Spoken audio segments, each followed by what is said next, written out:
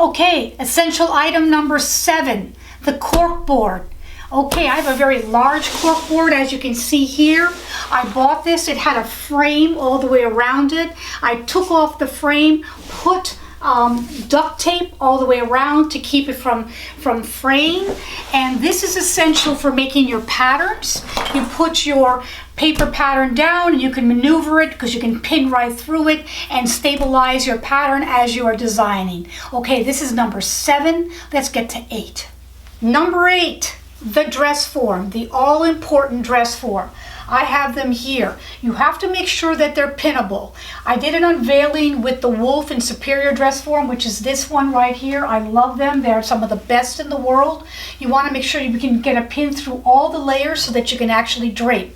Whether you decide to drape or use your flat pattern and just use this for fitting and little adjustments, you still need a dress form. Try not to get the ones that are plastic or have that felt and hard surface underneath. You want to be able to make sure you can get through all the surfaces like this. There are other dress forms on Amazon that would be adequate as long as they have the measurements that you want and that they are pinnable and they're used for draping. Okay, this is 8. Let's get to 9. Number 9, the sewing machine and your pins and your little scissors. The regular home sewing machine is more than adequate as a beginning designer or even an advanced designer if you're comfortable with it. This is my old Viking machine I've had forever. It does an array of stitches. It does my buttonholes. It works on a straight stitch as well, and I can do any garment or just make my samples or even just sew my muslins up together. When I work in my design room, I actually make the designs and the patterns, then I go to my seamstress and I work with her, and she has an industrial machine. I do miss my industrial machine. I will replace it. But if you can only afford one machine, just get a home sewing machine. If you can afford more than one, I would add to that and get a serger or an overlock machine. And that way you have a professional inside and out. Okay, this is number 9. Let's get to 10. Okay, number 10, your work table. I made my own work table and it's sturdier than some of the ones that you can buy online. So the number 1 question I've gotten from most of you guys is the table, the work table. Where do you get it? Because of my old video that I showed the work table that I have here to the right. Well, the work table that is usually used in the industry is this metal table to my right. It's all metal. It needs to be put together. It has a very heavy top that's smooth. And this is what shipped to me. So it's quite expensive to purchase and to have installed. But I have a DIY now for you over here to my left that has the same finish and the same sturdiness. So let's get started. First part of this DIY table project is I purchased these portable, they're like sawhorses, but this one is portable. It's called a portable work support, and then you open them up. I'm going to try to open it up with my feet here, like that.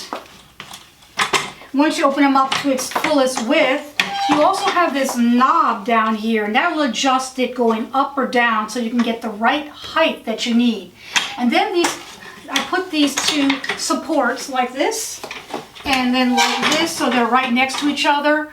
The bottom of the support has a rubber tip to it, so it's pretty sturdy, it won't slip around. Then I purchased a 3/4 of an inch medium density board, which is 2 feet by 4 feet. I didn't want to make it much wider than this because I didn't want it to topple over, so I'm making smaller sections.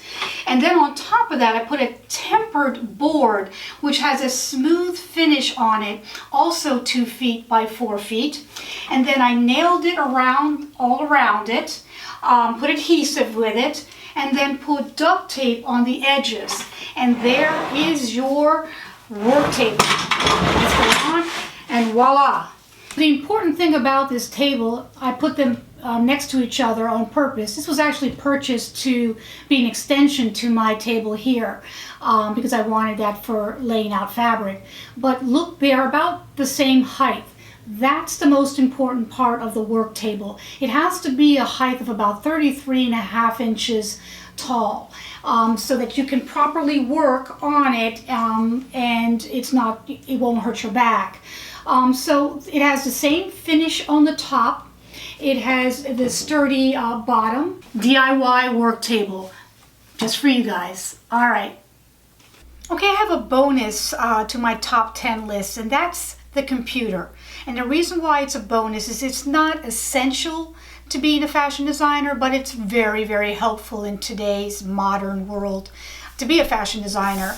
And that's because you can now access and find out about fabric houses and supplies and fabrics through the internet that you could not do before. And you can also see fashion shows up and personal, and trends and colors that you normally wouldn't have access to without the computer. I use an Apple. I've always used an Apple. That's just me. It doesn't matter what type of computer you use as long as you have access to the internet. Also, the ability to do flat sketches, and that's for more of an advanced fashion design student to be more relevant in today's world. So I'm using the bonus for the computer as my bonus round, and I thank you so much for this and watching, and this is it. Thank you. I hope you enjoy it.